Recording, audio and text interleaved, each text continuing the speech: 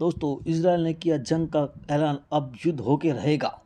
Israel और Hamas के बीच युद्ध की आशंका बढ़ती जा रही है। इस्लामिक उग्रवादी संगठन हमास से लड़ने के लिए इजरायल ने गाजा सीमा पर बड़ी संख्या में सैनिकों को भेजा है और 9,000 सैनिकों को तैयार रहने के लिए कहा है। गाजा पर हमास का कब्जा इस मुस्लिम देश के संगठन ऑर्गेनाइजेशन ऑफ इस्लामिक कोऑपरेशन ने 16 मई को 57 सदस्य देशों के विदेश मंत्रियों की बैठक बुलाई।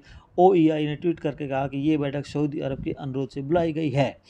इससे पहले इजरायल ने उत्तरी गाजा में उग्रवादी सुरंगों के व्यापक जाल को नष्ट करने की कवायद में शुक्रवार तड़के अपने तोपखानों से भारी गोलीबारी की, जिसके बाद कई फिलिस्तीनियों ने अपने बच्चों और सामान के साथ यह इलाका छोड़ दिया। हमले में एक ही परिवार के 6 सदस्य अपने घर में मारे गए। फिलिस्तीनी उग्रवादियों ने करीब 1800 रॉकेट दागे और सेना ने 600 से अधिक हवाई हमले किया, जिसमें कम से कम 3 इमारतें ध्वस्त हो गई। अंतर्राष्ट्रीय स्तर पर संघर्ष विराम के प्रयासों के बावजूद इजरायल और हमास के बीच युद्ध की आशंका बढ़ती जा रही है। इजरायल ने चौथी रात भी सांप्रदायिक हिंसा के लड़ाई के बाद तेज हो गई है। यहूदी और अरब समूहों में लाड शहरों में झड़पें हुई। पुलिस की मौजूदगी बढ़ाने के आदेश देने के बावजूद झड़पें हुई। गाजा शहर के बाहरी इलाकों में विस्फोट के कारण आसमान में धुएं के गुब्बारे देखे गए। 20 मरे, हमास ने माना।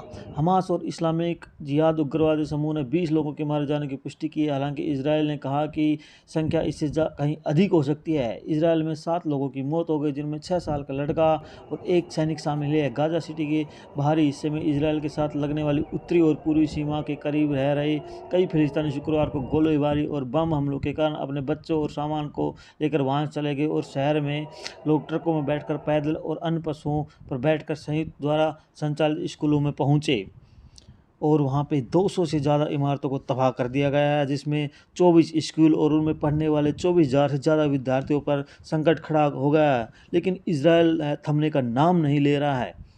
नेताओं ने दी चेतावनी। कुल 13 बच्चे सहित अपने परिवार के 19 सदस्यों के साथ पहुंची येद्या मारूफ ने कहा कि हम तो रात को निकलने वाले थे, लेकिन इजरायली विमान को बमबारी की वजह से इन्हें सुबह का इंतजार करना पड़ा और बच्चे बहुत घबरा गए थे और चीख रहे थे।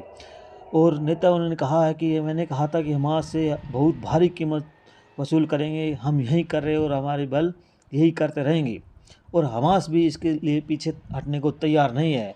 अमेरिका के राष्ट्रपति जो बाइडेन ने कहा कि उन्होंने लड़ाई ख़त्म करने को लेकर नेताओं से बात की है, लेकिन साथ ही इजरायली सेना का समर्थन भी किया।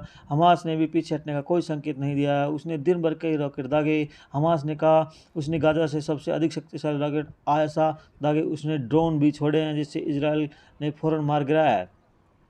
दोस्तों, यह 1 महीने पहले शुरू हुआ था हिंसा का दौर और आज यह युद्ध में तब्दील होने जा रहा है।